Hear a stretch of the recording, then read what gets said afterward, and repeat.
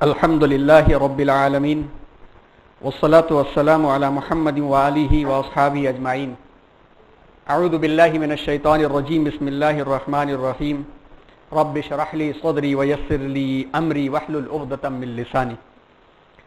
حمد اور سلام کے بعد کہ ہم سب اللہ کا شکر ادا کرتے ہیں اور اللہ کی تعریف بیان کرتے ہیں، اور درود اور سلام سید المرسلین جناب محمد رسول اللہ صلی اللہ علیہ وسلم اور ان کے تمام آل اور اولاد اور اصحاب کرام پر ہم سب بھیجتے ہیں، اور اپنے بزرگوں اور اپنے بڑوں کے حق میں دعا کرتے ہیں کہ اللہ تبارک و تعالی ان کو غریق رحمت کرے، جن کی نسبتوں سے اور جن کے توسط سے دین ہم تک پہنچا، اور جس مقصد کے تحت ہم سب اسلامی تاریخ اور فکر پر مذاکرے کر رہے ہیں، اور اللہ کے فضل سے ہی یہ مسلسل مذاکرہ 3 سالوں سے چلتا ہوا الحمدللہ 48ویں اور 49ویں نشست میں داخل ہو رہا ہے. گزشتہ جو ہم لوگوں کا عنوان تھا وہ عنوان حضرت حسین رضی اللہ تعالی عنہ اور ان کے ابتدائی حالات کے تعلق سے تھا.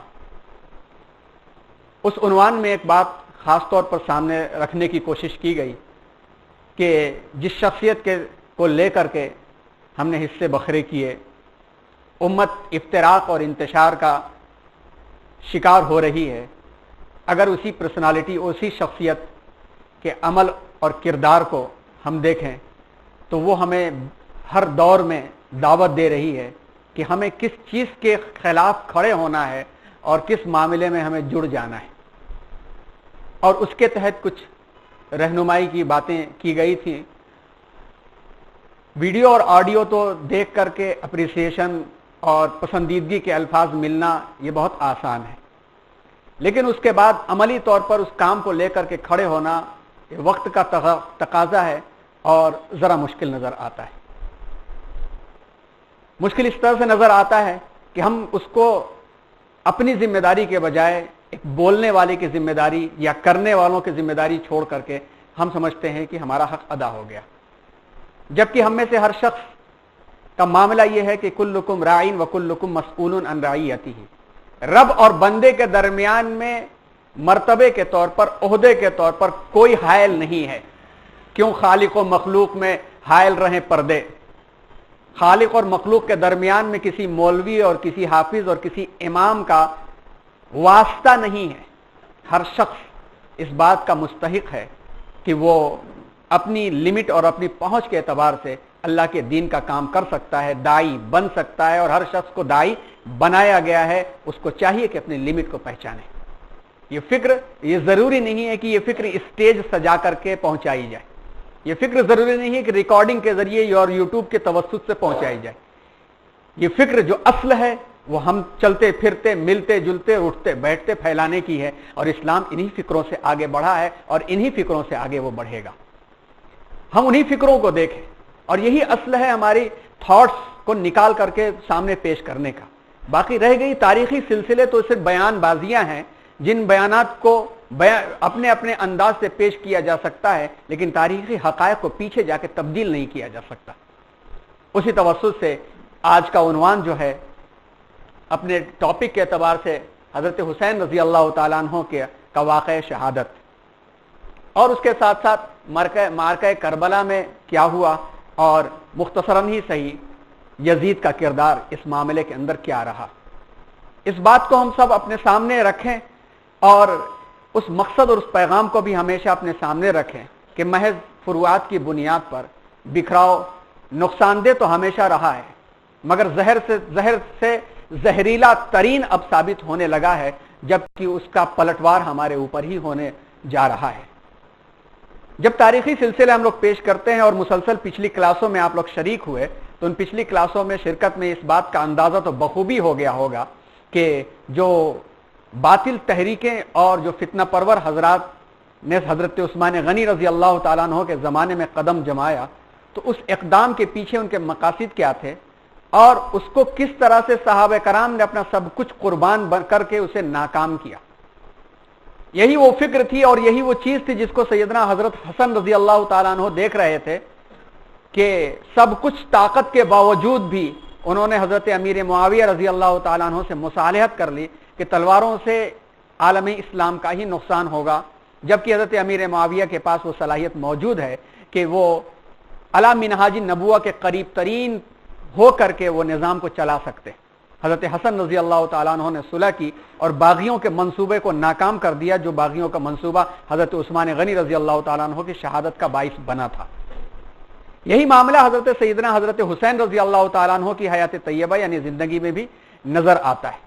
ان پہلوؤں میں سب سے پہلا پہلو ہمارے سامنے تو یہ ہے، جیسا کہ یہ پچھلے ہفتے کی ہی سلائیڈ ہے، اور اس میں پھر سے اس بات کا ہمیں اظہار کر دیں کہ ہم سب کے نزدیک سیدنا حضرت حسین رضی اللہ تعالیٰ عنہ، حضور اکرم صلی اللہ علیہ وسلم کے اہل خانہ، اور اہل خانہ میں بیٹے بیٹیوں کے ساتھ ساتھ ازواج مطہرات یعنی بیویاں ضرور شامل ہوتی ہیں، اور قرآن مجید کی وہ آیات بھی پچھلے ہفتے سنائی گئی تھی۔ تو ہم سب کے نزدیک وہ سب قابل احترام ہے، قابل تعظیم ہے، اور وہ سب قابل احترام اور تعظیم ہے جن کے تعلق سے اللہ تبارک و تعالیٰ نے بیعت رضوان کے بعد ارشاد فرما دیا، جن کے تعلق سے رضی اللہ عنہم کہہ دیا، اور جن کے تعلق سے حضور اکرم صلی اللہ علیہ وسلم نے اپنے زبان مبارک سے تعریفی الفاظ استعمال کر لیے، جنہوں نے چہرے نبوت کو دیکھا اور حالت ایمان میں دنیا سے رخصت ہو گئے، وہ ہم سب کے مقابلے میں بہزارہ درجے وہ بہتر ہیں، اور ہم سب ان کا احترام کرتے ہیں، جبکہ ہم سب کا عقیدہ ہے اور پختہ عقیدہ ہے کہ ہم سب میں سے کسی نے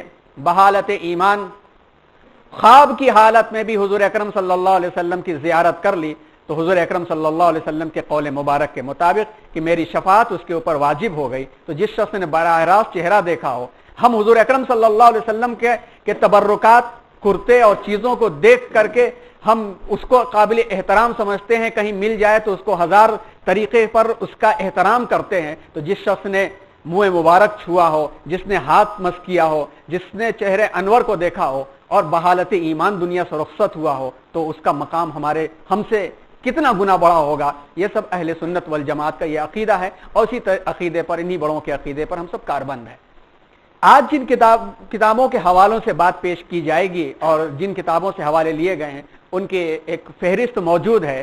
اگر کسی معاملے میں معاملہ کلیئر نہ ہو آپ کے سامنے، یا اس کے بارے میں کم بیان کیا جائے، تو وہ تفصیلات ان کتابوں سے حاصل کی جا سکتی ہیں، جیسے البدایہ والنہایہ جو تاریخ ابن کثیر کے نام سے بھی مشہور ہے، عبد الرحمن ابن کثیر اس کے مصنف ہیں، اور تاریخ طبری ابو جعفر محمد ابن طبری یہ اس کے مصنف ہیں، تاریخ ابن اسیر علی ابن محمد اسیر اس کے مصنف ہیں، اسی طرح سے المرتضی مولانا علی میاں ندوی، تاریخ الخلفاء علامہ سیوطی، سیر الصحابہ شاہ معین الدین ندوی، خلافت بنو امیہ سجاد میرٹھی، تاریخ اصلاح و تربیت محمود حسنی ندوی، واقع شہادت مفتی ابوبکر جابر قاسمی، مسلم تاریخ محمد مبشر نذیر، اور سہروزہ دعوت، بانگ حرا اور اخبارات اور رسائل، ان سے تفصیلات لے کر کے ان کو مختصراً اپنے مقصد کے لحاظ سے اسے پیش کیا جا رہا ہے۔ کہیں کمی اور بیشی ہو تو ان حوالوں میں جا کر کے پوری تفصیلات لی جا سکتی ہیں، اور ان تفصیلات میں مزید اور تفصیلات اور کتابوں کے حوالے موجود ہیں، کہیں پہ سیر و اعلام النبلاء کا بھی موجود ہے، کہیں پر جو ہے اسی طرح سے مزید حوالے موجود ہیں، ان حوالوں کو نکالا جا سکتا ہے۔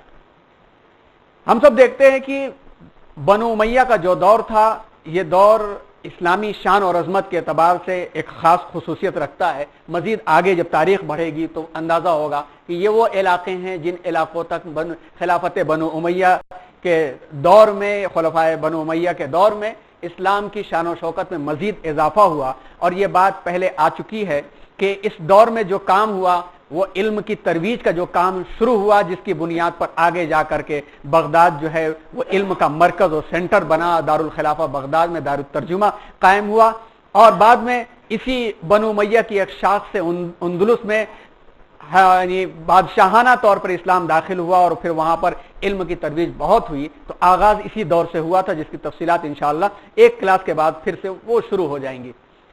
اب آئیے پھر پچھلا سلسلہ ہم لوگ جوڑتے ہیں کہ جہاں تک ہم لوگ پہنچے ہوئے تھے اسی مقام پر، کہ یزید کی حکومت اور کربلا سے قبل کے حالات پہ ایک نظر۔ تفصیلات بہت ہیں، لیکن اس کو مختصر کرتے ہوئے بعض جگہ پر کچھ نوٹس پر کی تلخیصات بھی رکھی گئی ہیں، تاکہ ان باتوں کو پیش کر لیا جائے تو الجھن اور خفا کہیں باقی نہ رہے۔ ہم سب جانتے ہیں کہ جمادی الاخر اور سن 60 ہجری میں امیر معاویہ کا انتقال ہوا۔ جب وہ مرض الموت میں مبتلا ہوئے تو بیماری سے قبل آپ نے ایک خطاب فرمایا، موت سے قبل بیماری کی حالت میں انہوں نے ایک خطاب فرمایا، جس میں جو باتیں انہوں نے پیش فرمائی اس میں اس کا ایک چھوٹا سا اقتباس یہ ہے کہ میں ایک ایسی کھیتی ہوں جس کے کٹنے کا وقت قریب آ گیا ہے، میں نے اتنی مدت تم پر حکومت کی، اتنی مدت میں نے تم پر حکومت کی کہ میں اب تم سے اکتا گیا ہوں، یہ لفظ انہوں نے استعمال کیا، اور مجھ سے تم اکتا چکے ہو، لیکن یہ جان لو کہ جو میرا جانشین ہوگا وہ مجھ سے بہتر نہیں ہوگا، جس طرح میں اپنے پیشرو خلفاء سے بہتر نہ تھا۔ ان الفاظ کا استعمال امیر معاویہ رضی اللہ تعالیٰ عنہ نے استعمال کیا، اس سے بھی اندازہ ہوتا ہے کہ ان حضرات کی کیا قدر تھی ان کی نظر میں۔ اس کے بعد آپ نے جو ولی عہد بنایا تھا یزید کو، جس کی بھی ایک بڑی عظیم الشان تاریخ ہے اور اس کے بارے میں اتنی ضخیم کتابیں لکھی گئی ہیں کہ وہ اس دور کی ایک ضرورت تھی، اور جس نے اپنی سوچ کے اعتبار سے لکھا یقیناً صحیح لکھا ہوگا، اس کی فکر کے پیچھے ہم نہیں جاتے، لیکن اب کے دور میں اس کو لے کر کے کتابیں در کتابیں لکھنے کے بجائے کاش امت کے ان مسائل پر ہم کتابیں لکھتے تو ہو سکتا تھا کہ 2-4 لڑکے اس پر پی ایچ ڈی کر لیتے اور کچھ نہ کچھ ہو جاتا۔ لیکن جو بھی خلافت کا معاملہ ہوا، ولی عہد بنانے کا معاملہ ہوا، تو ولی عہد ایک نامزد شخص ہوتا ہے اور اس کی خلافت اس وقت تک مکمل نہیں ہوتی جب تک کہ اسے تمام لوگ بیعت نہ کر لیں۔ حضرت امیر معاویہ نے اپنے بیٹے یزید جس کو ولی عہد بنایا تھا، اس کو وصیت جو کیا وہ وصیت سننے کے قابل ہے، اور اسی سے ہم سبق لے سکتے ہیں، اور جس کا مزاج جس طرف ہے اس طرف وہ جا سکتا ہے۔ مزید تفصیلات جو کتابوں کے حوالے دیے گئے اس میں دیکھی جا سکتی ہیں، خصوصاً ابن اسیر میں دیکھی جا سکتی ہیں۔ بیٹا میں نے تمہارے راستے کے تمام کانٹے دور کر دیے اور عرب کی گردنیں تمہارے سامنے جھکا دی، ایسا خزانہ جمع کر دیا جس کی نظیر نہیں ملتی۔ میرے احسانات کا شکر یہ ہے کہ اہل حجاز پر نظر کرم رکھنا کہ وہ تمہاری اصل ہیں، جو حجازی تمہارے پاس آئے اس کی خبر گیری کرتے رہنا، اہل عراق کا بھی خیال رکھنا، اگر وہ چاہیں کہ ہر روز ان کے لیے نیا عامل مقرر کیا جائے تو ایسا کر دینا۔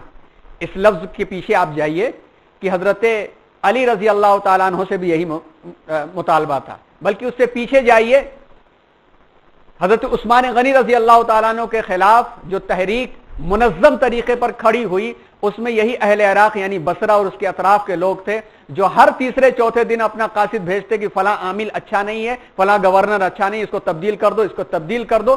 اسی تبدیلی کے عمل میں حضرت عثمان غنی رضی اللہ تعالیٰ عنہ نے جب اپنے معتمد لوگوں کو وہاں پر رکھا تو پھر شکایتیں شروع ہو گئیں کہ یہ اقربا پروری کر رہے ہیں۔ اس کے بارے میں کہا جس نے اپنا سارا خزانہ اسلام کے لیے لٹا دیا تھا جب کچھ نہیں تھا، جب ان کے پاس بہت کچھ تھا اپنی جیب سے دینے لگے تو ان پر اعتراض شروع ہو گئے، یہاں تک کہ حضرت علی رضی اللہ تعالیٰ عنہ نے تو یعنی نفاق زدہ لوگ قرار دیا تھا، ایک موقع پہ یا اہل العراق اہل الشقاق والنفاق کا لفظ استعمال کر دیا تھا۔ تو امیر معاویہ نے کہا دیکھو ان سے الجھنا نہیں، اگر ہر روز گورنر چینج کرنے کی بات یہ کریں تو ایسا کر دینا، کیونکہ گورنروں کو چینج کرنا، عاملوں کو بدلنا اس سے بہتر ہے کہ 1,00,000 تلواریں تمہارے مقابلے میں باہر آ جائیں اور لڑائی کا میدان گرم ہو جائے۔ اور نصیحت کیا کہ اہل شام کے ساتھ بھی حسن سلوک کے ساتھ پیش آنا، اچھی طرح سے پیش آنا، کیونکہ اہل شام ہمیشہ جو ہے وفاداروں میں رہے ہیں۔ انہیں اپنا رازدار بنانا، اگر کسی دشمن کا خطرہ ہو تو ان سے مدد لینا، لیکن جب دشمن کی مدافعت ختم ہو جائے تو انہیں اپنے اپنے شہروں میں واپس کر دینا اور انہیں یہاں بسا مت لینا۔ یہ حکمت دیکھیے کیسی حکمت ہے، اس حکمت کے پیچھے حضرت عمر رضی اللہ تعالیٰ عنہ کا کانسیپٹ ہے کہ حضرت عمر رضی اللہ تعالیٰ عنہ نے کسی بھی صحابی کو جس نے رسول اللہ صلی اللہ علیہ وسلم کا ساتھ اختیار کیا تھا مدینے سے باہر بسنے کی اجازت نہیں دیا۔ یہی وجہ رہی کہ بڑے سے بڑا معاملہ بھی پیش آئے تو صحابہ کرام کے ساتھ مل کے مشورے سے اسے حل کر لیا۔ حضرت عثمان رضی اللہ تعالیٰ عنہ کے دور میں تقاضے بڑھ گئے تعلیم و تربیت کے واسطے، دعوت کے کام کے واسطے، تو صحابہ کرام کی بڑی جماعت باہر نکل گئی، وہاں بسنے لگی، جس کی وجہ سے عین موقع پر جب شورا کی ضرورت تھی تو لوگ کم پڑ گئے۔ تو حضرت امیر معاویہ نے اپنے بیٹے کو نصیحت میں کہا کہ ایک اپنے شہروں میں واپس بھیج دینا، اور دوسری حکمت یہ بتائی کیونکہ دوسرے مقامات میں رہنے سہنے سے ان کے عادات اور اخلاق کے بدل جانے کا اندیشہ ہے، جیسا کوفہ اور فسطاط اور بسایا گیا تھا یہ شہر، اس میں کالونیاں بنی تھی، باہر سے لوگ آئے ہوئے تھے جو ایک دوسرے کی تہذیب اور کلچر سے واقف نہیں تھے، جس کی وجہ سے وہاں پر فتنے کو پنپنے کا زیادہ موقع ملا۔ مدینے اور شام میں فتنے کو پنپنے کا موقع زیادہ نہیں ملے تھا۔ اس کے علاوہ اور ارشاد فرمایا انہوں نے खिलाफत के मामले में 4 कुरैशी ही तुम्हारे हरीफ हो सकते हैं। हुसैन इब्न अली यजीद को कह रहे हैं अमीर मुआविया, अब्दुल्ला इब्न उमर, अब्दुल्ला इब्न जुबैर और अब्दुर्रहमान इब्न अबी बकर, ये 4 मुअक्कर बड़े सहाबा कराम। हुसैन इब्न अली उनका तस्करा ही चल रहा, हम सब वाकिफ हैं। अब्दुल्ला इब्न उमर हजरत उमर फारूक रजी अल्लाह तआला अन्हु के बेटे, और ऐसे जबरदस्त सलाहियत वाले कि उन्होंने कहा कि 8 साल मैंने सूरह बकरा पढ़ी और उसके बाद अब मैं कहता हूं कि मैं सूरह बकरा को जानने वाला हो गया। ऐसे इल्म वाले, इनके बारे में जब हजरत उमर रजी अल्लाह तआला अन्हु से लोगों ने कहा कि इनसे बेहतर कोई नहीं है, आप इनको नामजद कर जाइए, तो हजरत उमर फारूक रजी अल्लाह तआला अन्हु ने एक ही बात कही कि यह खिलाफत अगर अच्छी चीज थी तो बस हमने मजा चख लिया, अगर बुरी चीज है तो अल्लाह के यहां जवाब देने के लिए बस मैं ही खड़ा हूं तो काफी है, मेरे अहले खाना बचाया जाए। लिहाजा मैं कमेटी बनाता हूं, कमेटी में इनका नाम सिर्फ मशवरे के तौर पर रखता हूं, तमाम लोग भी चाहें तो ये खलीफा नहीं बन सकते, मेरी जानिब से इनको कोई तरगीब और तायद नहीं दी जाएगी। तीसरे थे अब्दुल्ला इब्न जुबैर, हुजूर अकरम सल्लल्लाहु अलैहि वसल्लम के फूफीजाद भाई के बेटे अब्दुल्ला इब्न जुबैर इब्न अव्वाम, जिनकी शहादत हो गई थी जंग जुमल के बाद, अब्दुल्ला इब्न जुबैर। और चौथे थे अब्दुर्रहमान इब्न अबी बकर, हजरत अबू बकर सिद्दीक रजी अल्लाह तआला अन्हु को के वो साहबजादे जो हिजरत से पहले आफ्ताब नबूवत सल्लल्लाहु अलैहि वसल्लम के साथ थे, कि जब गारे सौर में, और आपने गारे सौर देखा है अगर आप उम्रे के लिए तशरीफ ले गए हैं, बहुत सारे लोग तो चढ़ भी नहीं पाए होंगे, गारे सौर में टिफिन में नाश्ता ले जा करके 3 दिन जो आपका क़याम हुआ था वहां पहुंचाते थे। तो ये हजरात थे जिनके बारे में अमीर मुआविया ने कहा कि ये हजरात ही तुम्हारा इख्तिलाफ कर सकते हैं।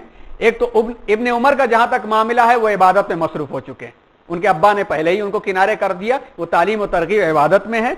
और अब्दुल्ला इब्न जुबैर, इसी तरह से हुसैन इब्न अली बहुत सादा मिजाज हैं, लेकिन अहले इराक उन्हें तुम्हारे खिलाफ भड़काएंगे अगर वो तुम्हारे मुकाबले में आ जाएं। यजीद को अमीर मुआविया ने जो कहा वो जुमला है कि अगर हुसैन इब्न अली एक तो सादा मिजाज हैं लेकिन लोग भड़काएंगे, अगर वो तुम्हारे खिलाफ आ जाएं, तुम्हारे मुकाबले में आ जाएं और तुम कामयाब हो जाओ तो उनको माफ करना, क्योंकि बहुत करीबी अजीज हैं, उनका हम पर बड़ा हक है, बहुत करीबी अजीज है, उन पर बड़ा हक है, और जनाब रसूलुल्लाह सल्लल्लाहु अलैहि वसल्लम के जिगर गोशा हैं। अब्दुर्रहमान इब्न अबू बकर से भी कोई दुश्वारी नहीं, अलबत्ता जो शख्स शेर की तरह घात लगाएगा वो है अब्दुल्ला इब्न जुबैर, यानी हजरत जुबैर इब्न अव्वाम की जो तेजी थी वो तेजी हजरत अब्दुल्ला इब्न जुबैर में थी, और सियासी उनके पास फिक्र भी थी। इनके बारे में नसीहत किया। फिर भी ये कहा कि अगर ये मामलात पेश आ जाएं तो कौम को जहां तक मुमकिन हो सके तुम आपस के निज़ा से बचाना और आपस के लड़ाइयों से और झगड़ों से कौम की हिफाजत करना। ये नसीहत अमीर मुआविया रजी अल्लाह तआला अन्हु ने यजीद को किया था। इसके बाद अमीर मुआविया का इंतकाल हुआ और यजीद बाकायदा तौर पर एक बादशाह के तौर पर उसका तकर्रुर हुआ। सन 26 हिजरी में यजीद की पैदाइश हुई थी। मुअक्कर तारीखी हवालों की रोशनी में इस मुताबिकत से यजीद की सहाबियत साबित नहीं है। सन 60 हिजरी में हजरत अमीर मुआविया की वफात के बाद यजीद की हुकूमत का आगाज होता है, और हम सब जानते हैं कि शाम ही मरकज था उस वक्त, और उसी मरकज में उसकी हुकूमत का आगाज हुआ।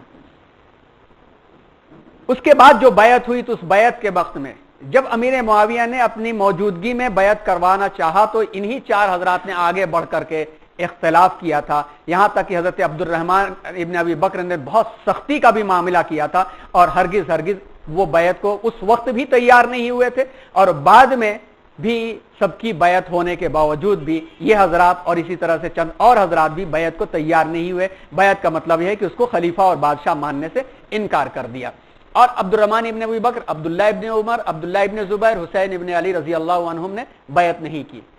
जिस वक्त ये मामला हुआ उस वक्त मदीने मुनव्वरा में वलीद इब्न उतबा जो थे मदीने के हाकिम यानी गवर्नर थे। इनको यजीद का फरमान मिला कि फौरन इन हजरात से बैत कर लो। जब ये फरमान मिला तो ये जो गवर्नर थे ये सादा मिजाज थे और उस शिद्दत वाले मिजाज के नहीं थे।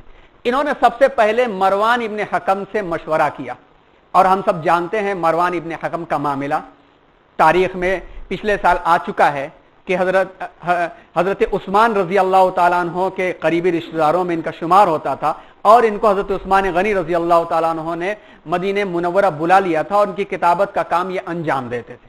لیکن ان کا معاملہ بڑا مشکوک رہا ہے تاریخ میں. ایک طبقے نے تو اپنی تحقیقات میں یہ ثابت کیا ہے کہ مروان کا کوئی معاملہ نہیں تھا اور مروان کے اوپر الزامات غلط ہیں، لیکن دوسرا سلسلہ ملتا ہے جو کافی طویل بھی ہے، تفصیلی بھی ہے، کہ مروان کا معاملہ کچھ نہ کچھ اس حضرت عثمان غنی رضی اللہ تعالیٰ عنہ کی شہادت کے تعلق سے تھا. یعنی جب حضرت علی رضی اللہ تعالیٰ عنہ محاکمے کے لیے آئے اور حضرت عثمان غنی رضی اللہ تعالیٰ عنہ کے لیے جب اٹھ کھڑے ہوئے، مصر، بصرہ اور کوفہ سے جو لوگ آئے ہوئے تھے مطالبہ کرنے کے لیے، ان کو سمجھا کر کے بھیج دیا. تو جو خط حضرت عثمان کی سیل کے ساتھ اور سگنیچر کے ساتھ ملا، اس کو خط یہ ملا مصر والوں کو کہ یہ جیسے ہی پہنچے ان کو قتل کر دو، اور بھڑک کر کے واپس آئے، جس کا نتیجہ حضرت عثمان کی شہادت میں رہا. اس خط کے بارے میں اکثر مورخین اور موقر مورخین کا خیال یہ ہے کہ مروان کے پاس مہر رہا کرتی تھی ان کی، اور اسی نے یہ کام انجام دیا تھا. اس کی تہ میں، اس کی نیت میں کیا تھا وہ معاملہ پھر سے دہرانے کی ضرورت نہیں، لیکن مروان کا معاملہ اس قدر مشکوک تھا کہ ایک تو یہ معاملہ، دوسرا یہ ہے کہ میڈیا اس وقت کا اتنا تیز نہیں تھا کہ لوگوں کے جذبات کو بھڑکایا جائے. اس وقت برننگ ایشو تھا، اور اس برننگ ایشو کو سنبھالنے میں حضرت امیر معاویہ مدینے بھی آ چکے تھے کہ دیکھیے ایسا لاوا پک رہا ہے، کہیں ایسا نہ ہو کہ مدینے کی حرمت پامال ہو جائے. وہ ڈرا چکے تھے، صحابہ سے مل چکے تھے، اور شام میں یہ بات چل بھی رہی تھی، اور حکیم ابن جبلہ اور یہ حضرات وہاں پہ کامیاب نہیں ہو پائے تھے، بلکہ حضرت عثمان نے ایک موقع پر یہاں بھیجا بھی تھا کہ ان کی کاؤنسلنگ کی جائے، اور انہوں حضرت خالد ابن ولید کے بیٹے کے پاس بھیج کر کے ان کو صحیح کرنے کا نظام بھی حضرت امیر معاویہ نے کیا تھا. یہ سب جان رہے تھے، وہاں پہ یہ سب چرچا چل رہی تھی. اسی چرچا کے دوران میں حضرت نائلہ جو حضرت عثمان غنی رضی اللہ تعالیٰ عنہ کی اہلیہ تھی، ان کی انگلی کٹی تھی، جو وہ کٹی ہوئی انگلی، حضرت عثمان کا خون والا کرتا، یہی صاحب لے جا کر کے دمشق پہنچا دیے، اور وہاں کی جامع مسجد میں رکھ کر کے جو ہنگامہ برپا ہوا، اسی کے بعد سے پھر یہ بڑی بڑی جنگیں ہوئیں. تو ان صاحب کا معاملہ بھی جو تھا، یہ معاملہ ابھی آگے جب ان کی خلافت کا وقت بھی آئے گا تو مزید تفصیلات آئیں گی. یہ صاحب وہاں موجود تھے، انہوں نے مشورہ یہ دیا کہ دیکھو عبد الرحمن ابن ابو بکر، عبداللہ ابن عمر سے تو کوئی خوف نہیں کہ وہ حکومت کے طالب نہیں ہے، البتہ حسین اور ابن زبیر سے ابھی بیعت لے لو، ورنہ امیر معاویہ کی موت کی خبر عام ہو گئی اور انہوں نے بیعت نہ کی تو معاملہ خراب ہو جائے گا. اور مروان نے ہی مشورہ دیا کہ بیعت لے لو، کیونکہ ابھی امیر معاویہ کی خبر عام نہیں ہوئی تھی، بیعت لے لو اور نہ لیں تو ان کو قتل کر ڈالو. انہوں نے بلایا، اور بلانے کے بعد اچانک ایسے وقت میں بلایا تو چونکہ یہ صاحب فراست مومنین میں سے تھے یہ دونوں حضرات، اور انہوں نے دیکھا کہ ہم ہی دونوں کو کیوں بلایا گیا ہے، اور ایسے وقت میں بلایا گیا ہے کہ جب گورنر کے بلانے کا وقت نہیں ہے. انہوں نے حالات سے اندازہ کر لیا کہ ہو نہ ہو امیر معاویہ کا انتقال ہو چکا ہے اور معاملہ یہی ہوگا. تو تنہا نہیں گئے، اپنے لوگوں کو ساتھ لے کے گئے اور دروازے پر کھڑا کیا کہ کوئی شور اور ہنگامہ سنو تو فوراً جو ہے مدد کے لیے آ جانا.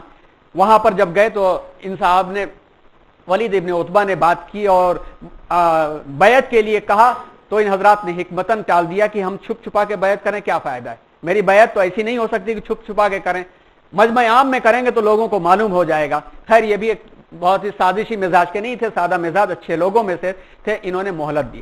اس مہلت کے بعد جیسے ہی حضرات واپس آئے اور اندازہ جیسی ہوا، انہوں نے دیکھا کہ صورتحال مدینہ اور اس کے اطراف کی موضوع نہیں ہے، بہتر مناسب نہیں ہے. ان دونوں حضرات نے مکے کی راہ لے لی. حضرت عبداللہ ابن زبیر تو نکل کر کے چلے گئے اور راتوں رات مکے کے لیے وہ نکل پڑے. البتہ حضرت حسین رضی اللہ تعالیٰ عنہ باقاعدہ اہتمام کے ساتھ انہوں نے مکے کے سفر کا ارادہ کیا. اپنی بہنوں کو بھی لے لیا، ام کلثوم اور زینب، اور اپنے بھتیجوں اور بھانجوں ابو بکر، جعفر، عباس اور دوسرے اہل بیت کو لے کر کے مکے کی طرف نکلے. تو ان کے بھائی جو تھے، جو دوسری والدہ سے تھے، جن کا نام محمد ابن الحنفیہ مشہور ہے، انہوں نے مدینہ چھوڑ کر جانا پسند نہیں کیا کہ میں دیار رسول نہیں چھوڑوں گا. اور انہوں نے نصیحت کیا، بڑی نصیحت کام کی ہے اور ہم سب کو سننے کی ہے. انہوں نے نصیحت کیا کہ بھائی جان، مجھے تم سے زیادہ عزیز اور محبوب دوسرا کون ہو سکتا ہے. مجھے یزید کی بیعت سے انکار کے معاملے میں تم سے اتفاق ہے، تم اس کی بیعت نہ کرنا اور اپنے قاصدوں کو مختلف مقامات پر بھیج کر اپنی بیعت کی دعوت دینا. اگر اہل بلاد یعنی دو شہر کے لوگ تمہارے ہاتھ میں بیعت کر لیں تو خدا کا شکر ادا کرنا، اگر انکار کر دیں تو اس سے تمہاری عزت اور فضیلت میں کوئی کمی نہیں آئے گی. مجھے ڈر ہے کہ تم کسی ایسے شہر میں جاؤ جہاں دو جماعتیں ہو جائیں، تمہاری ایک حامی اور دوسری تمہاری دو مخالف، پھر جنگ ہو، پھر تم سب سے پہلے مقابلے کے لیے آؤ. نتیجہ یہ ہو کہ جو شخص ذاتی طور پر خاندانی طور پر بہترین امت کے لوگوں میں سے ہو، وہ بدترین طریقے سے اس کا خون بہایا جائے اس لیے، اور اس کے اہل و عیال کو رسوا کیا جائے، تو تم سوچ سمجھ کر کے قدم اٹھاؤ۔ تو امام حسین نے کہا کہ اچھا بھائی بتاؤ میں پھر کہاں جاؤں؟ تو محمد ابن حنفیہ نے کہا کہ تم مکے میں قیام کرو، اگر وہاں اطمینان نصیب ہو تو ٹھیک ہے، بہت اچھا ہے، ورنہ ریگستانوں اور کوہستانوں میں نکل جانا اور ایک جگہ ٹھہر کر کے مت رہنا تاکہ تمہارے خلاف کوئی کام نہ ہو سکے۔ جب تک کہ حالات کے صحیح ہونے کا اندازہ تم نہ کر سکو تب تک ایک جگہ ٹھہر کر کے مت رہنا، ورنہ اس طرح کے خون خرابے والا معاملہ آ جائے گا، اور ابھی وہ قوم جو ہے 10-12 سال خون خرابے والا معاملہ دیکھ چکی ہے، اس سے ڈر تھا انہیں۔ بہرحال جو بھی کرنا غور کر لینا، وقت نکل جانے کے بعد پچھتاوے سے کچھ بھی حاصل نہیں ہوتا ہے، تفصیلات آپ کو ابن اسیر میں مل جائیں گے۔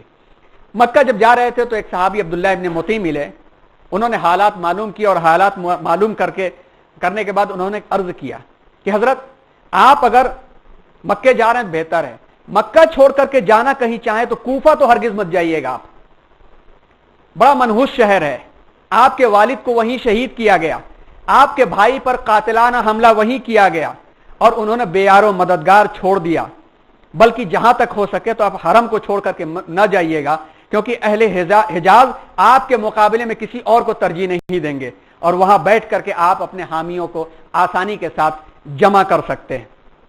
یہ معاملہ حضرت حسین رضی اللہ تعالیٰ عنہ کے ساتھ ان کے موقر لوگوں نے مشورے میں کیا، اور حضرت حسین رضی اللہ تعالیٰ عنہ اطمینان کے ساتھ مکہ مکرمہ پہنچ گئے، اور مکہ مکرمہ گئے، وہاں پر جا کر کے جو شیب ابی طالب ان کے حضرت حسین رضی اللہ تعالیٰ عنہ کے دادا نے حضور اکرم صلی اللہ علیہ وسلم کے چچا ابو طالب کے نام سے تھی، جہاں پہ 3 سال ہجرت سے قبل غریب مسلمانوں کو قید بھی کیا گیا تھا، جس کے بعد کا جو سال تھا حضور اکرم صلی اللہ علیہ وسلم کا، جس میں طائف میں تکلیف ہوئی، ماں خدیجہ کا انتقال ہوا، جس کو عام الحزن آپ صلی اللہ علیہ وسلم نے قرار دیا تھا، شیب ابی طالب میں آپ نے قیام کیا، اور آپ کے قیام کے بعد لوگ جوق در جوق آپ سے آ کے ملنے لگے، آپ کے پاس جمع ہونے لگے لوگ۔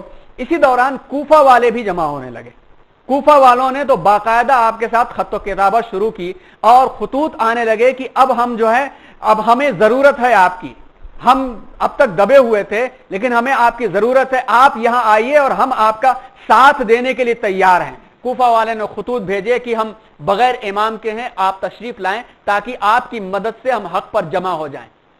حضرت حسین رضی اللہ تعالیٰ عنہ نے شروع میں کیئر نہیں کیا، لیکن جب اتنا خط آیا، یہاں تک کہ ایک روایت میں آتا ہے کہ 2 جھولے خط تھے، 2 بیگ، جب کربلا کے میدان میں سامنا ہوا ہر کی اور عمر ابن سعد کی فوجوں سے، تو حضرت حسین رضی اللہ تعالیٰ عنہ نے پہلے یہی کہا کہ بھائی تم نے بلایا تھا، ان لوگوں نے کہا نہیں ہم نے نہیں بلایا تھا، کہا لو دیکھو 2 بیگ لے کر کے آئے خطوط کے کہ اتنے خط آئے تھے تب میں نے یہ قدم اٹھایا۔ جب اتنے خطوط آ گئے تو ایک تو ناحق یزید کی خلافت تھی ہی، وہ ناحق تھی ہی، اور بیعت ان حضرات نے کی بھی نہیں تھی، اور وہ جب تک کہ موقر اہل شورا بیعت نہ کر لیں اس وقت تک خلافت باقاعدہ قانونی طور پر نہیں مانی جا سکتی ہے، نہیں مانی جا سکتی ہے۔ اور ایسے وقت میں حضرت حسین رضی اللہ تعالیٰ عنہ نے جس بات پر غور کیا کہ یقیناً یہ اب یہ صادق اور یہ سچے ہیں، ان کے ساتھ سے ان کو ساتھ لے کر کے غلط کو صحیح کیا جا سکتا ہے، تو پھر حضرت حسین رضی اللہ تعالیٰ عنہ نے آخر میں جو جواب دیا اس کی تلخیص یہ ہے کہ مجھے تمہاری خواہش کا علم ہوا، میں اپنے بھائی مسلم ابن عقیل کو بھیجتا ہوں، حضرت علی، حضرت جعفر اور حضرت عقیل 3 بھائی تھے، طالب کا انتقال ہو چکا تھا، بڑے بھائی تھے جن کی وجہ سے ان کے ابا کو ابو طالب کہا جاتا تھا، تو حضرت عقیل بھی حضرت حسین کے چچا یعنی حضرت علی کے بھائی تھے، ان کے بیٹے مسلم یہ حالات کی تحقیق کر کے مجھے خبر دیں گے، اگر مجھے معلوم ہوا کہ کوفہ کے عوام و خواص میری خلافت کے خواہش مند ہیں تو انشاءاللہ میں توقف نہیں کروں گا۔ یہ کہنے کے بعد سے حضرت حسین رضی اللہ تعالیٰ عنہ نے اپنے بھائی حضرت مسلم کو بھیجا۔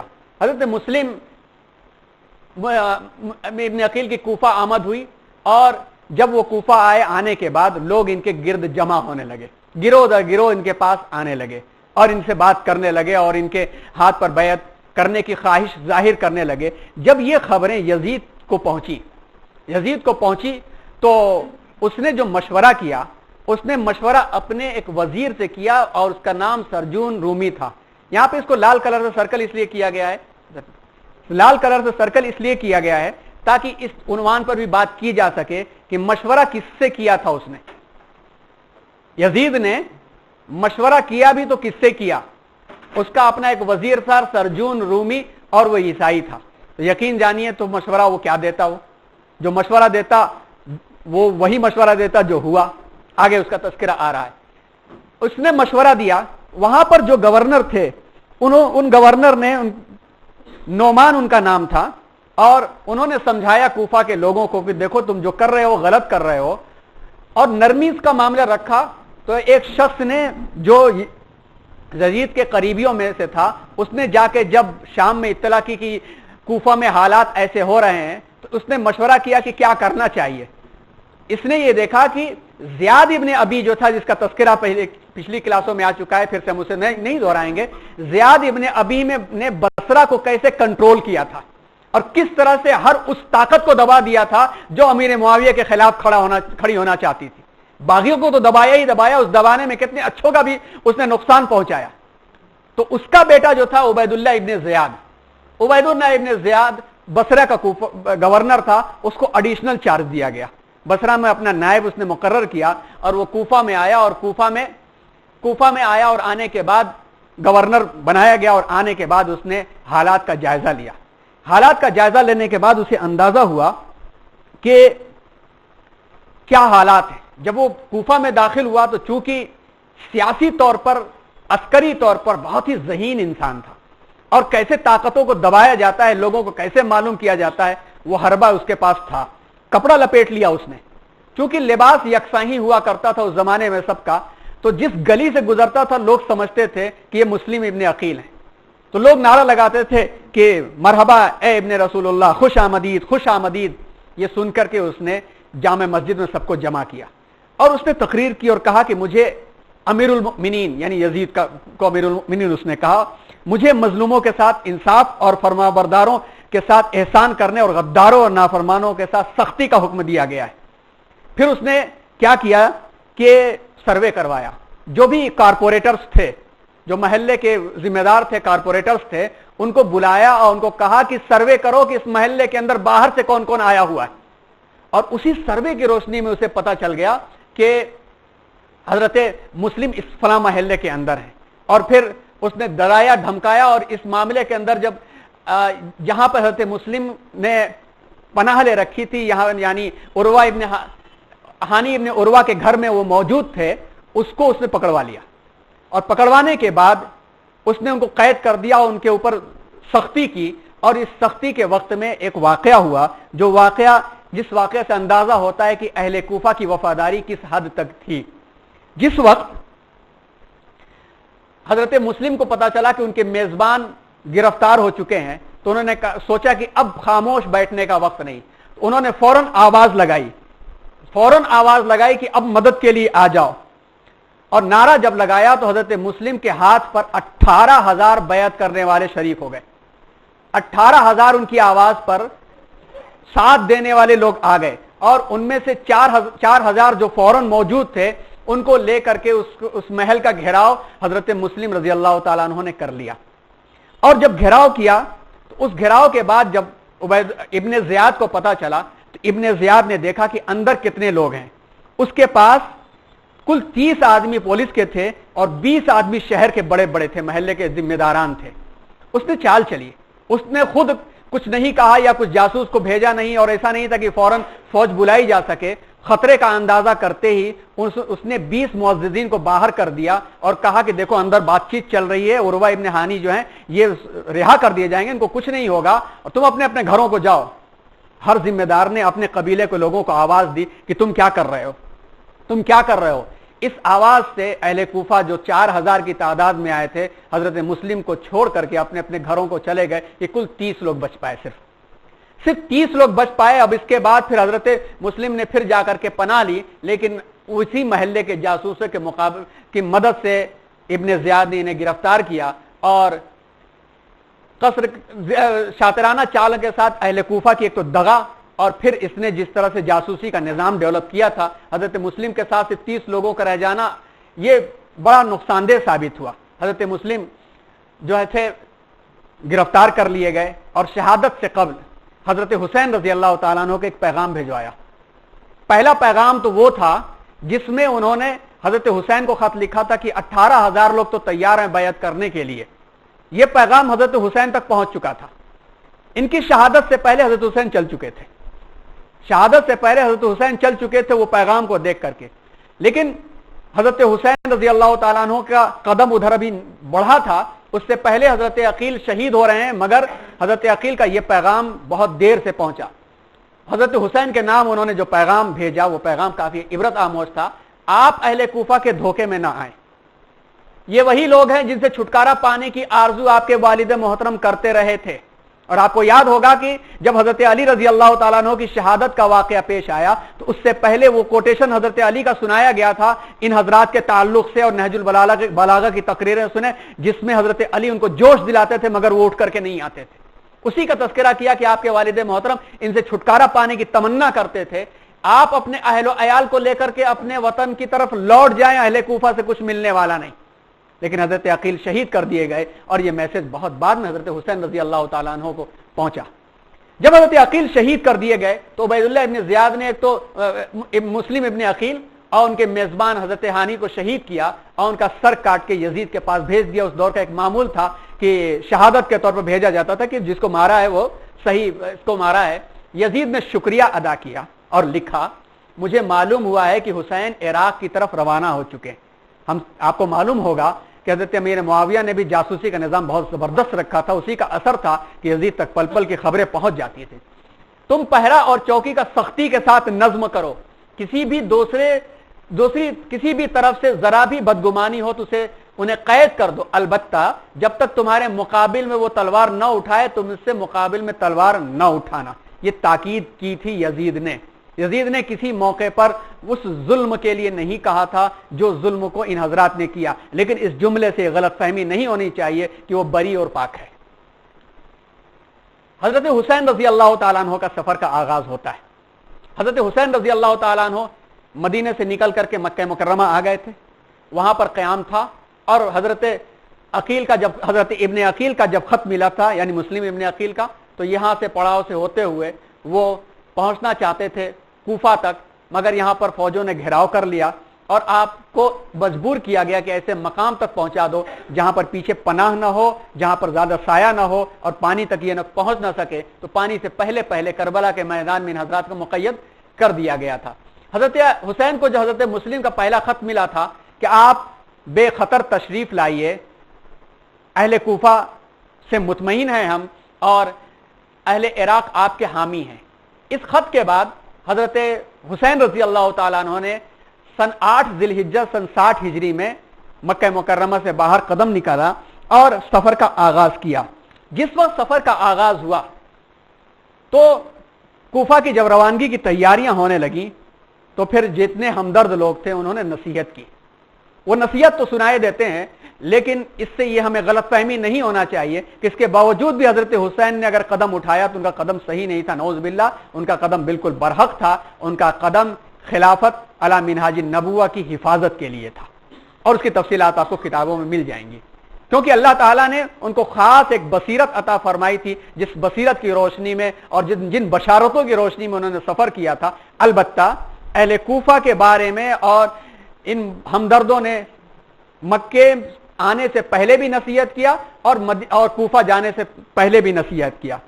عبد الرحمن ابن حرث نے کہا, مجھے معلوم ہوا ہے کہ آپ عراق کا ارادہ فرما رہے ہیں, حالانکہ وہاں کے حکام عمرا بنی امیہ کے ساتھ ہیں, وہاں کا خزانہ بھی ان کے قبضے میں ہے اور عوام کا کوئی بھروسہ نہیں ہے. وہ تو بندے زر ہوتے ہیں, پیسہ جہاں دیا ادھر کی طرف وہ پھسل جاتے ہیں. مجھے اندیشہ ہے کہ جو لوگ آپ سے مدد کا وعدہ کر رہے ہیں کل وہی آپ کے مقابلے میں کھڑے ہو جائیں گے. حضرت امام حسین نے فرمایا, بھائی آپ کا شکریہ اور آپ ہمارے بہت ہی مخلص ہیں, مگر میں ارادہ کر چکا ہوں. حضرت عبداللہ ابن عباس رضی اللہ تعالیٰ عنہ نے فرمایا, اے میرے چچے زاد بھائی, یہ شہرت ہے کہ تم عراق کی طرف جا رہے ہو, خدا کے واسطے ایسا ہرگز مت کرنا.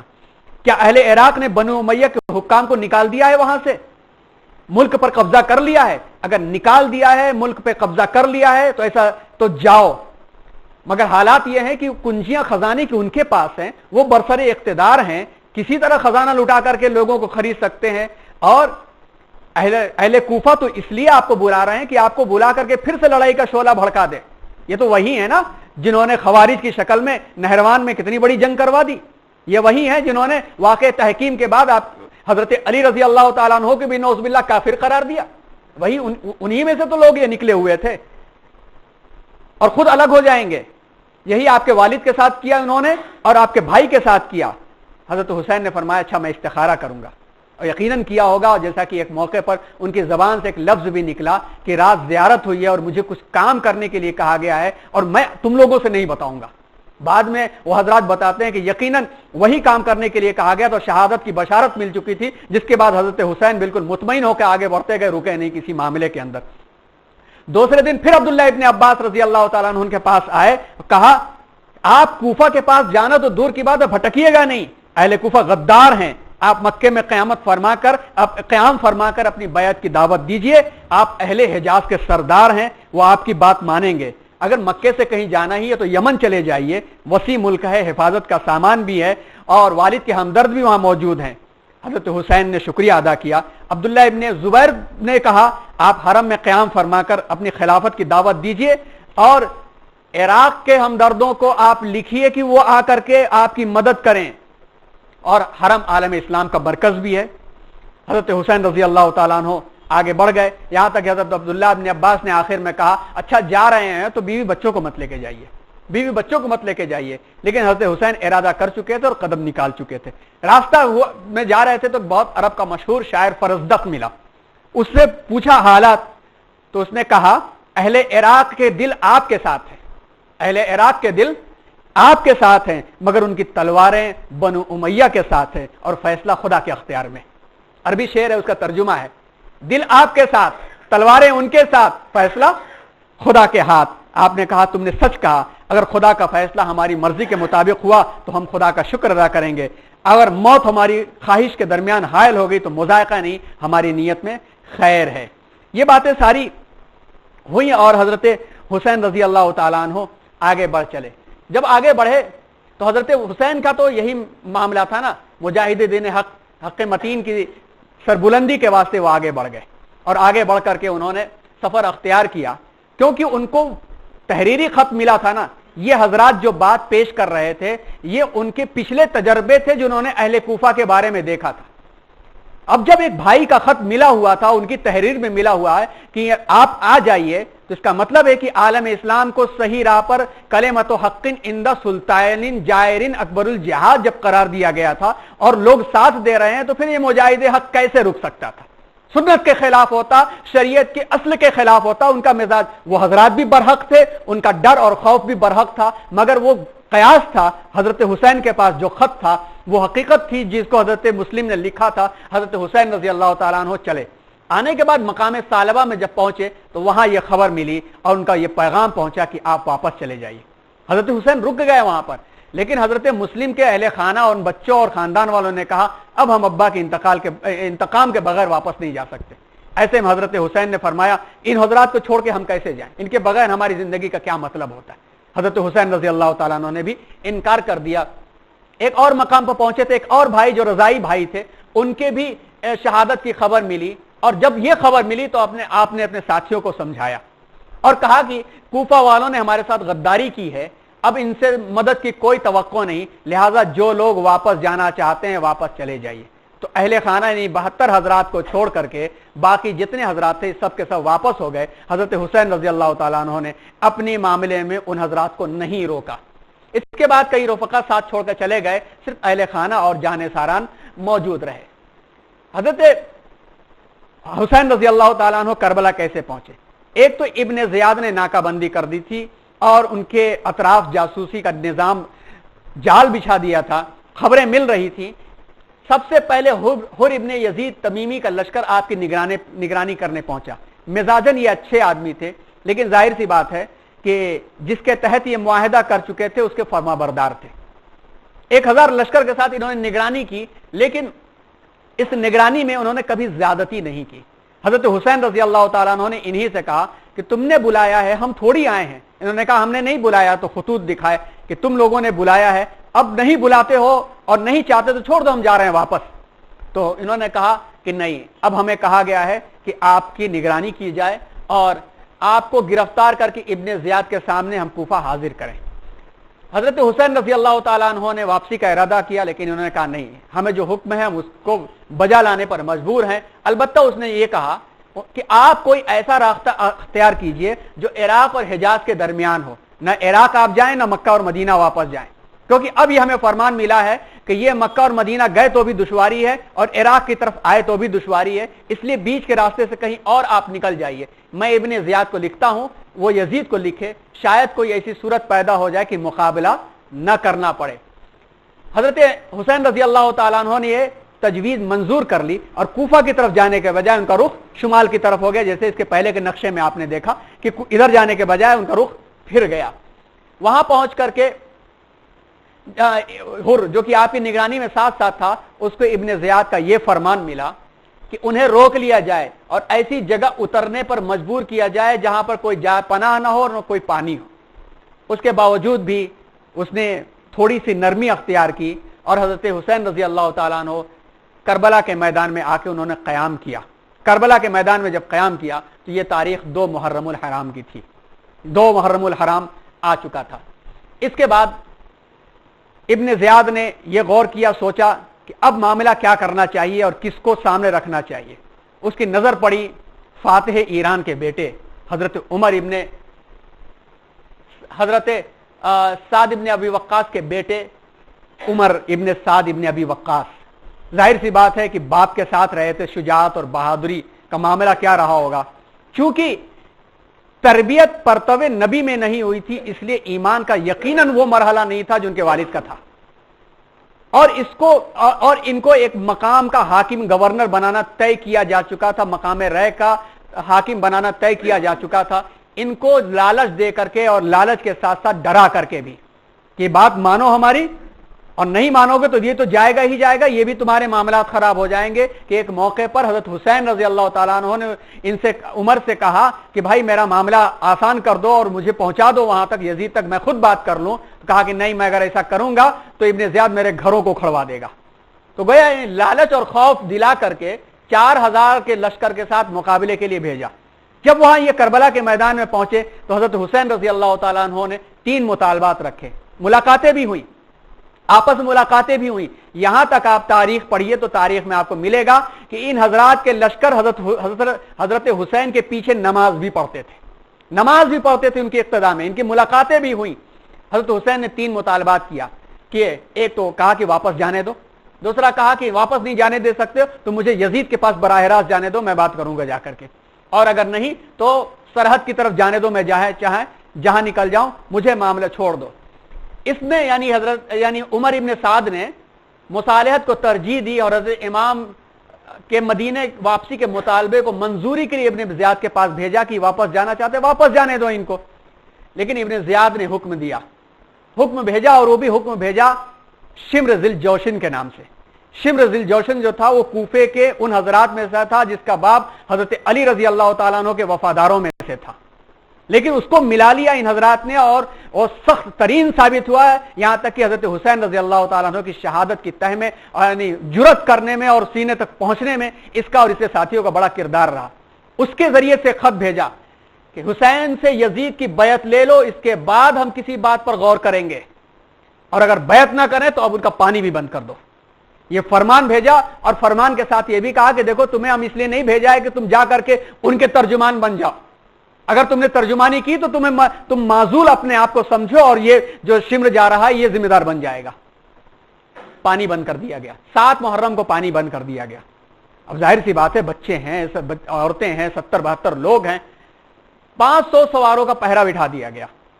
مجبوراً حضرت حسین رضی اللہ تعالیٰ عنہ نے اپنے بھائی حضرت عباس ابن علی کو بھیجا، جو 30 سواروں کے ساتھ گئے اور زبردستی پانی لے کر کے آئے، بہادری کے ساتھ چھین کر کے ایک طرف سے کہا جائے تو پانی لے کر کے آئے۔ ان کی بہادری کے سامنے کسی کو جرأت نہیں ہوئی کہ مقابلہ کیا جائے، اور پھر بھی مقابلے کے لیے منع تھا کہ پہل مت کرنا اپنی طرف سے، تو اس کا ان حضرات نے بھی احترام کیا۔ اب آخری مارکا کیسے ہوا؟ ابن زیاد کو حر اور ابن سعد کی مصالحانہ کوششوں کی خبریں بار بار مل رہی تھی۔ یہ بات دیکھ رہا تھا کہ حر بھی جو ہیں وہ بہت نرم رویہ رکھتے ہیں اور نرمی کے ساتھ جن باتوں کو پیش کر رہے ہیں، اسی طرح سے ابن سعد کا بھی معاملہ ایسے ہی ہو رہا ہے. اسے ڈر ہوا کہ کہیں ایسا نہ ہو کہ ابن سعد حضرت حسین کے ساتھ مل جائیں. اگر 5000 کی فوج ان کے ساتھ مل گئی تو بڑا مسئلہ ہو جائے گا. 70-72 پر جرت نہیں ہو رہی ہے, 4000 کی فوج یہ اور ہر کی 1000 کی فوج اگر مل گئی تو معاملہ کہیں خراب نہ ہو جائے. تو اس نے حکم نامے میں تنبیہی حکم نامہ بھیجا, میں نے تمہیں اس لیے نہیں بھیجا ہے کہ اس نے نہیں بھیجا کہ تم ان کے سفارشی بن کر کے آؤ. حسین اگر بلا شرط اطاعت قبول کریں تو میرے پاس لاؤ, ورنہ جنگ کر کے انہیں قتل کر دو. اگر تمہیں اس حکم کی تعمیل میں پس و پیش ہو تو اپنے آپ کو معذول سمجھو. یہ ڈرایا اس نے, اور اس کے بعد سے ان ناقبت اندیشوں نے لڑائی کی تیاریاں شروع کر دی. یہ واقعہ 9 محرم الحرام کا ہے. حضرت حسین رضی اللہ تعالیٰ عنہ کو معلوم ہوا تو انہوں نے ایک رات کی مہلت چاہی, اور یہ مہلت بھی ان ناقبت اندیشوں نے دے دی. کاش سمجھ گئے ہوتے اور ان کا ساتھ دے دیا ہوتا. باطل دوئی پسند ہے, حق لا شریک ہے. شرکت میں آنے حق و باطل نہ کر قبول. حضرت حسین رضی اللہ تعالیٰ عنہ جس قربانی کا آغاز ابتدا اسماعیل انتہا حسین, قربان کرنے کے لیے حضرت ابراہیم علیہ السلام کو کہا گیا کہ بیٹے کو ذبح کر دو, نہیں ذبح کر سکے. اللہ تبارک و تعالیٰ نے یہ سعادت اولاد رسول نواس رسول کے حق میں لکھا تھا, کربلا کے میدان میں شہادت مکمل ہو. انہوں نے کبھی منظور نہیں کیا, جھکنا پسند نہیں کیا, یہاں تک کہ جب آخری معاملہ ہوا اس معاملے میں بھی جھکنا پسند نہیں کیا. حضرت امام حسین رضی اللہ تعالیٰ عنہ اپنے اہل خانہ سے گفتگو کے لیے گئے, اور انہی معصوم بچے اور بھائیوں اور جوانوں اور عورتوں کے کا سہارا لے کر کے تنہا کسی اور فوج اور کمانڈروں کی فوج بھی نہیں, مگر حق کے سامنے آ کر کے وہ کھڑے ہو گئے, اس لیے کہ وراثت میں نانا کا دین ان تک پہنچا تھا اور اس مزاج کو انہوں نے پایا تھا. گوشہ نبوی پایا تھا, مزاج ابو بکر پایا تھا, نرمی ان کی دیکھی تھی, ایمان کے مقابلے میں ان کی سختی دیکھی تھی, عمر کا عدل پایا تھا, عثمان کی سخاوت اور غنا کو پایا تھا, اور علی کے قضا اور شہادت کو پایا تھا. بھائی کی سختی بھی پائی تھی اور بھائی کی نرمی بھی پائی تھی, اور ماں فاطمہ جیسا مجاہدانہ کردار رکھنے والی ماں بھی پایا تھا, اور زبیر ابن العوام کو بھی دیکھا تھا, سعد ابن ابی وقاص کو بھی دیکھا تھا, خالد سیف اللہ کے تحت بھی رہے تھے. ان تمام چیزوں کا مرکز اور محور آپ کی شجاعت اور بہادری والی شخصیت تھی. آپ نکل کھڑے ہوئے اور یزید کے سامنے جھکنا پسند نہیں کیا. اور جب آپ نکلے تو نکلنے کے بعد حضرت حسین رضی اللہ تعالیٰ عنہ نے ایک آخری طور پر نصیحت کیا کہ کم از کم حجت تمام ہو جائے. حالانکہ ان کو معلوم تھا کہ کوئی کوشش اب مکمل نہیں ہو سکے گی, پھر بھی آپ نے کوفیوں سے آخری خطاب کیا اور کہا, اے لوگو ذرا ٹھہرو, میری بات تو سنو, میں اپنی ذمہ داریوں کو پورا کر دوں. اگر تم نے میری بات کو سنا اور میرے ساتھ انصاف کیا تو تم سے زیادہ خوش نصیب کوئی نہیں ہوگا, اور میرے ساتھ انصاف کیا تو تم سے زیادہ کوئی خوش نصیب نہیں ہوگا. لیکن اگر تم اس کے لیے نہ تیار ہوئے تو تمہاری مرضی, معاملہ ہر پہلو تمہیں واضح ہو جائے گا اور تمہیں اختیار ہوگا, جو چاہے سو کرو. میرے ساتھ کوئی کسر نہ اٹھا رکھو, میرا مددگار اور میرا حامی تو اللہ ہے. حضرت امام حسین ابھی اتنا ہی کہے تھے کہ اندر سے عورتوں کے رونے کی آوازیں شروع ہو گئیں. آپ نے تقریر روکی اور کہا ابھی آتا ہوں. اس موقع پر کہا کاش میں عبداللہ ابن عباس کی بات کو مان لیتا, ان کو نہ لاتا.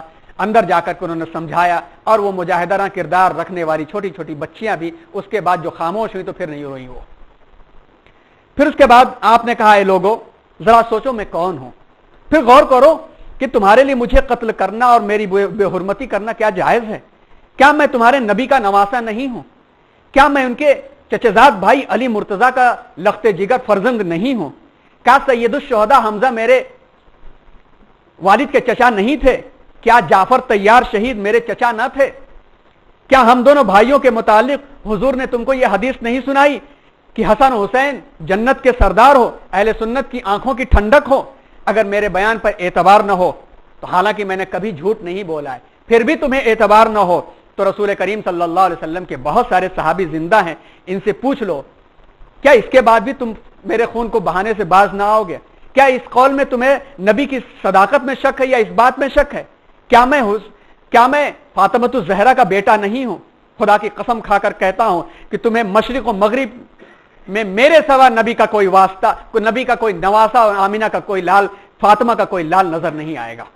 یہ باتیں آپ نے فرمائی اور اس کے بعد سے آپ نے نام بنام لے کر کے سب کو پکارا، لیکن سب کے چہروں پر وہ مادیت، وہ عصبیت اور وہ قبیلہ پرستی اور وہ مال و دولت کا لالچ آ چکا تھا۔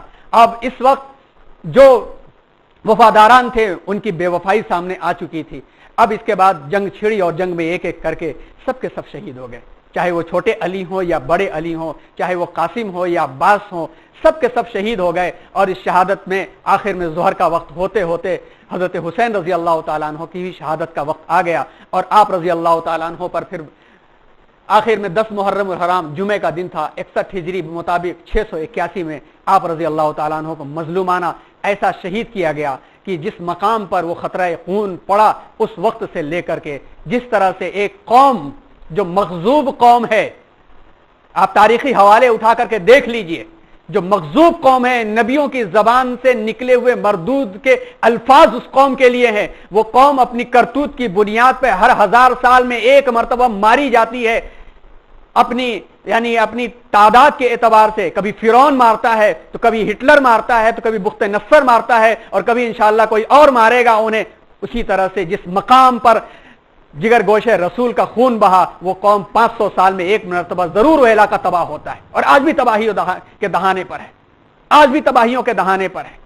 حضرت حسین رضی اللہ تعالیٰ عنہ کی شہادت ہوتی ہے۔ یہ ہے وہ تاریخی حقائق جو آپ کے سامنے بہت معتدل طریقے پر پیش کرنے کی کوشش کی گئی، جس میں ہم سب کا یقین ہے کہ حضرت حسین رضی اللہ تعالیٰ عنہ برحق تھے۔ اب آئیے مختصر جائزہ اس بات کا لے لیتے ہیں کہ واقع شہادت کے محرکات کیا کیا تھے، جو فیکٹرز تھے، جو کازز تھے، وہ کیا کیا تھے۔ سب سے بڑا فیکٹر تو یزید ہی تھا۔ ظاہر سی بات ہے کہ جو کچھ بھی آتا ہے اسی کے بعد آتا ہے۔ یقیناً یہ بات بھی سچ ہے کہ اس نے تو یہ نہیں کہا تھا کہ مار دینا، اس نے کہا تھا کہ مقابلہ نہ کرنا۔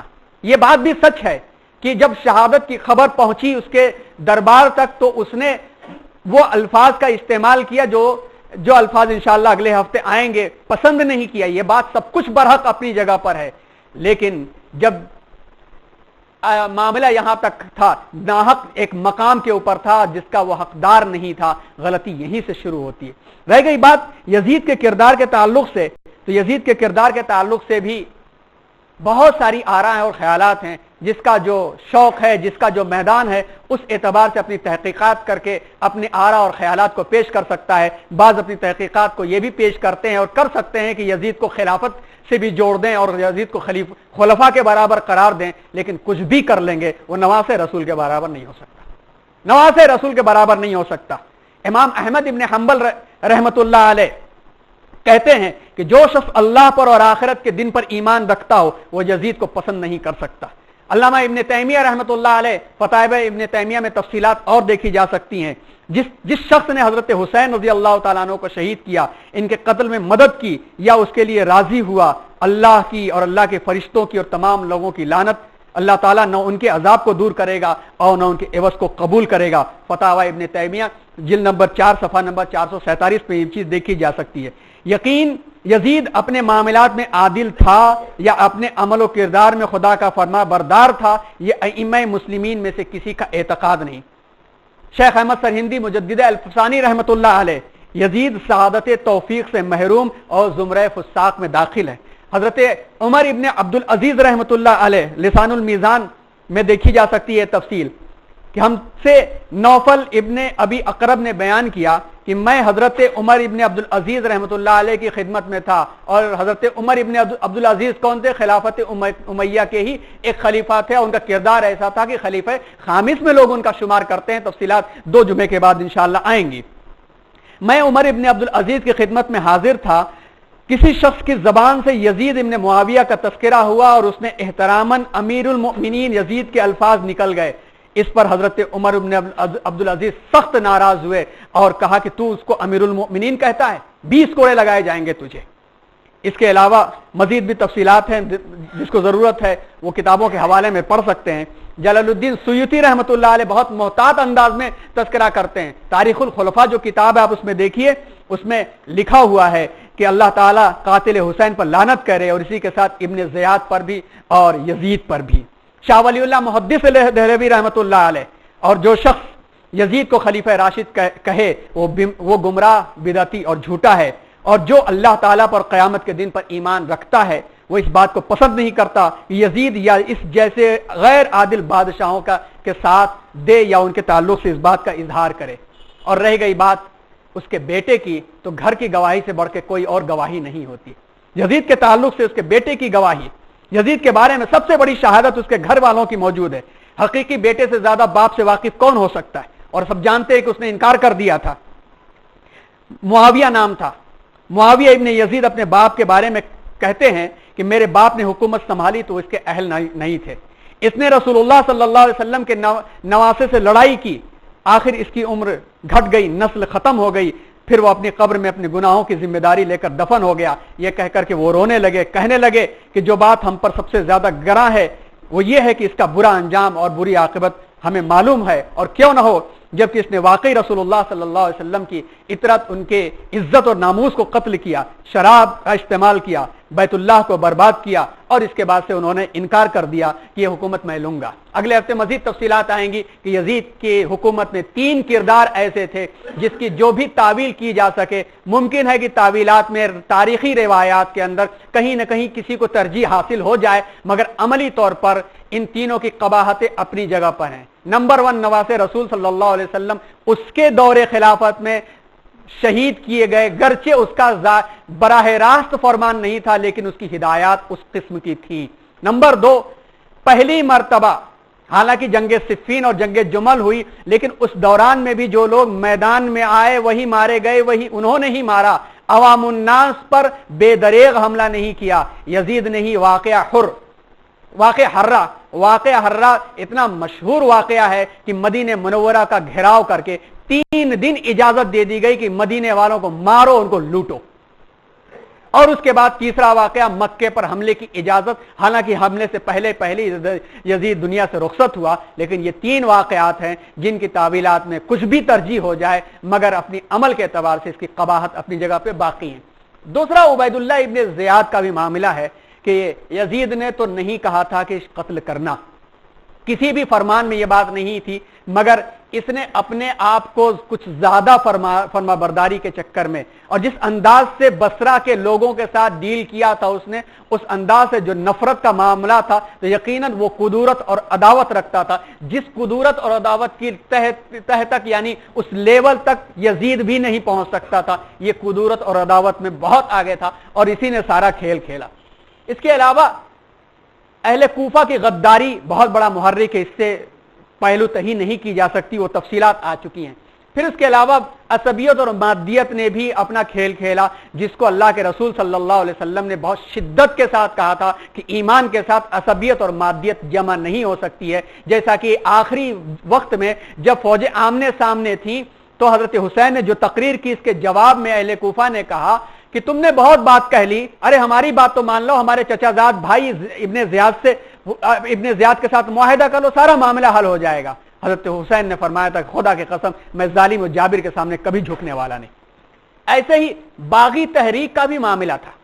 باغی تحریک حضرت عثمان غنی رضی اللہ تعالیٰ عنہ کے دور میں جس نے کھیل کھیلا تھا. پھر حضرت علی رضی اللہ تعالیٰ عنہ کی فوج میں کچھ داخل ہوئے، کچھ ادھر داخل ہوئے، اور جنگ صفین میں جو باضابطہ مزاحمت ہوئی اس میں انہی باغی فتنہ پروروں کا ہاتھ تھا کہ جس رات میں یہ طے ہو گیا تھا کہ اب ہمیں صلح ہوگی اور سب لوگوں نے کہا تھا کہ کئی مہینوں کے بعد سکون سے سوئیں گے، انہی دونوں نے ایک دوسرے پر حملہ کر دیا تھا اور یہ چرچا کر دیا تھا کہ لوگوں نے دھوکے میں حملہ کر دیا. اور اس دھوکہ والے معاملے کو لے کر کے دونوں طرف کے جو مسلمان تھے غصہ آیا تو رکتے 70,000 لوگ شہید ہو گئے. اسی باغی ٹولے نے جب دیکھا کہ تحکیم کے بعد جو آرا پیش کی گئی تھی اس میں ایک بات پیش کی گئی تھی خاص طور پر کہ دونوں اپنے اپنے علاقوں میں اطمینان کے ساتھ حکومت کریں جب تک کہ اہل شورا کا کسی کے بارے میں فیصلہ نہ ہو، تو انہوں نے واقع تحکیم کے بعد ان حضرات کے کفر کا فتویٰ دے دیا اور الگ سے ایک خوارج نام کا ایک فرقہ بن گیا. پھر حضرت علی رضی اللہ تعالیٰ عنہ کی شہادت کے بعد دکھا کہ حسن بڑے نرم مزاج آدمی ہیں، لاؤ ان کی خلافت میں ہم لوگ جو ہے اپنا مقصد حل کر لیں گے. اور انہوں نے اپنا مقصد حل کرنے کے لیے 40,000 کی فوج بھی جمع کی. لیکن جب دیکھا کہ حضرت حسن لڑنے سے پیچھے ہٹ رہے ہیں تو انہوں نے خود کوفہ میں حضرت حسن کے اوپر حملہ کیا، یہاں تک کہ ان کے نیچے سے چٹائی بھی گھسیٹ لی. جب حضرت حسن رضی اللہ تعالیٰ عنہ نے صلح کر لی تو ان کو جو بار بار زہر دیا گیا اس زہر دینے میں ایک نام ان فتینوں اور باغیوں کا بھی آتا ہے. تو بھلا یہ کیسے باغی تحریک کے لوگ خاموش بیٹھ سکتے تھے؟ انہوں نے ادھر کی طرف سے جا کر کے کوفہ اور بصرہ میں ان کی تعداد موجود تھی اور کوفہ میں رہ کر کے انہوں نے کھیل کھیلا اور اسی جگہ اور جس شخص نے شہید کیا ہے اس کا بھی سرا، اس کے والد کا سرا باغی تحریکوں سے ملتا ہے. تفصیلات میں جائے تو مل جائے گا. ایک چیز یہ بھی تھی، رومی اور عیسائی دماغ، اور اس تفصیل کو قاضی اطہر مبارک پوری صاحب کی تحقیق میں اگر ہم دیکھیں تو انشاءاللہ ہمیں اس سے بات پتہ چلے گی. مولانا قاضی اطہر مبارک پوری رحمۃ اللہ علیہ پورا جائزہ لینے کے بعد جو بیان کرتے ہیں، آپ اس کی تفصیلات میں جائیے. 5-6 منٹ لگیں گے، انشاءاللہ ختم ہو جائے گا. 5 منٹ ذرا تاخیر سے ختم کریں گے تاکہ یہ عنوان پورا ختم ہو جائے. وہ پورا جو جائزہ لکھتے ہیں اس کو ہم پڑھیں تو ایک ہمارے سامنے تجزیہ آ جائے گا.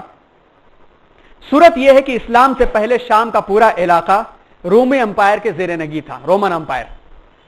اس کے حکام شام میں تھے، خود شام کے رومی شہنشاہی کی نمائندگی کرتے تھے. چونکہ شام اور بیت المقدس کا سارا علاقہ عیسائیوں کے لیے مقدس تھا. بیت المقدس اس کے اطراف کا، اس لیے کہ انبیاء کی سرزمین تھی وہ، اس لیے یورپ کی تمام مسیحی طاقتیں وہاں نظر جمائے رکھتی تھیں. اور مسیحیوں کا دینی اور قومی مرکز اس وقت کوئی بنا نہیں تھا سوائے یہ کہ بیت المقدس اور شام کے اطراف کے. خلافت راشدہ میں جب شام کا پورا علاقہ فتح ہو گیا تو حضرت عمر رضی اللہ تعالیٰ عنہ نے یہاں کا انتظام حضرت امیر معاویہ رضی اللہ عنہ کے سپرد کیا، جو اسلام کی سیاسی اور دور اندیشی سے رومی اور مسیحی سیاست کی کاٹ کر سکتے تھے. چنانچہ حضرت امیر معاویہ نے رومیوں کا پورا مقابلہ کیا. عہد فاروقی میں ان کی بحری جنگ کی اجازت طلب کی. حضرت عثمان غنی کے زمانے میں سپرس یعنی قبرص تک چڑھائی کی اور بار بار فتوحات حاصل کی. حضرت امیر معاویہ رومیوں کے مقابلے میں بہت سخت تھے اور پوری طاقت سے ان کا مقابلہ کرتے تھے. چنانچہ ایک مرتبہ حضرت علی اور حضرت امیر معاویہ رضی اللہ تعالیٰ عنہ کا جب آپسی اختلاف چل رہا تھا، اس کا بڑی تشویش دونوں لوگوں میں تھی. اس کا فائدہ اٹھاتے ہوئے رومیوں نے مسلمانوں پر جب حملہ کرنا چاہا اور اس کا خط اور اس کا تذکرہ حضرت امیر معاویہ سے کہا کہ ہم ساتھ ہو جائیں گے اور ہم ساتھ مل کر کے علی پر حملہ کر دیں گے. مگر افسوس کہ حضرت امیر معاویہ رضی اللہ تعالیٰ عنہ نے اس وقت جو جواب دیا تھا وہ سخت ترین جواب دیا تھا کہ اگر عالم اسلام پر نظر بھی اٹھائی تو علی کی ادنا سپاہیوں میں تو مجھے پائے گا اور میں ان کی ادنا سپاہیوں میں شامل ہو کر کے سب سے آگے تجھ سے لڑوں گا.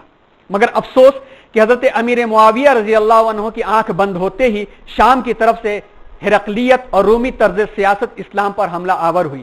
ان کے اثر بڑھ گئے اور پروان چڑھنے کا ان کو موقع آیا.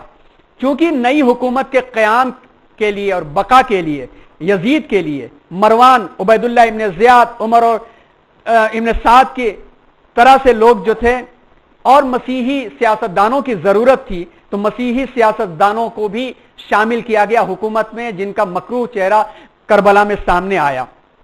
بنو امیہ کا جو مرکز تھا، سینٹر تھا، وہ شام تھا. تو وہاں پر بہت سارے لوگوں کو بنو امیہ کے تحت کام کرنے کا موقع ملا. جیسے آپ دیکھیں کہ حمص کے خراج کی وصولی کے لیے، ٹیکس کی وصولی کے لیے ابن اسال نصرانی کو رکھا گیا جو مسیحی تھا. اسی طرح سے سرجون ابن منصور، اس کو بھی دیوان کا کاتب رکھا گیا اور یہ شخص معاویہ ابن یزید، مروان ابن حکم، عبد الملک ابن مروان، 5 اموی خلفاء کے زمانے تک وہ وزیر رہا. اور اسی نے مشورہ دیا تھا کہ بصرہ سے ابن زیاد کو بلا کر کے حضرت حسین رضی اللہ تعالیٰ عنہ سے مقابلے کے لیے بھیجو. ظاہر سی بات ہے کہ ان مسیحی لوگوں کے تحت کام کرنے والوں کی بھی ایک جماعت نصرانیوں کی تھی اور بعد میں یہ یزید کا مشیر بن گیا. ظاہر سی بات ہے کہ یہ کوئی ایسا مشورہ دے نہیں سکتا. اور یہ حکومت آپ جانتے ہیں کہ ڈیوائیڈ اینڈ رول کا معاملہ ہمیشہ سے رہا ہے. لڑاؤ اور حکومت کرو والا معاملہ ہے. اور یہاں تک کہ بعض کتاب الوزراء میں تفصیلات یہ ملتی ہیں کہ جب حضرت حسین رضی اللہ تعالیٰ عنہ کے کوفہ کی طرف آنے کی خبر یزید کے پاس پہنچی تو سب سے پہلے سرجون ابن منصور رومی نے مشورہ دیا کہ عراق میں گورنر کس کو بنایا جائے. اس بات سے اس بات کی وضاحت ہو جاتی ہے کہ حادثہ کربلا میں کس کے ذہن نے سب سے نمایاں کردار انجام دیا اور کس شخص نے ابن زیاد کو بلایا جو عصبیت اور طرفداری میں مشہور تھا اور سینکڑوں لوگوں کو پہلے عصبیت کے معاملے میں مار چکا تھا وہ. تو یہ بہت بڑا فیکٹر تھا جس فیکٹر کو ہمارے اپنے سامنے رکھنا چاہیے. ان تمام چیزوں کے بعد آخر میں یہ ہے کہ سیدنا حضرت حسین رضی اللہ تعالیٰ عنہ کا اقدام عین خلافت راشدہ کی روح کی حفاظت کے لیے تھا. اور اس پر اختتام بھی قاضی اطہر مبارک پوری رحمۃ اللہ علیہ کی تفصیل کے ساتھ کرتے ہیں، جس کو حضرت مولانا علی میاں صاحب رحمۃ اللہ علیہ نے بھی پیش کیا ہے کہ تاریخ کا جائزہ ہماری رہنمائی اس طرف کرتا ہے کہ حضرت حسین رضی اللہ تعالیٰ عنہ کے اقدام کا نصب العین خلافت عادلہ اور صحیحہ کا قیام تھا. یزید کا فسق خلافت اور نبوت کے خلاف تھا اور خلافت کو قیصر و کسریٰ سے وہ تبدیل کر رہا تھا.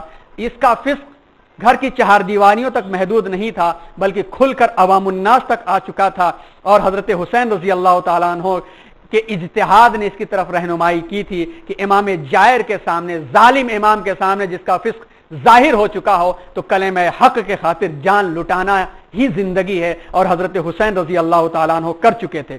حاصل یہ ہے کہ حضرت امام کے خروج کی بنیاد یزید کا فسق و فجور تھا، ان کی تحریک کی بنیاد خلافت عادلہ کا قیام تھا. اگر خدا نخواستہ ایک غیر اسلامی چیز یعنی نسلی فضیلت کی بنیاد پر خلافت کے مدعی نہ کھڑے ہوتے تو پھر معاملہ کہیں سے کہیں جا چکا ہوتا. لوگوں کے ذہن و دماغ کے اندر کوئی ایک مرجع اور ایک مصدر ایسا نہیں ہوتا کہ کوئی شخص آگے بڑھ کر کے اس کا دفاع کر سکے.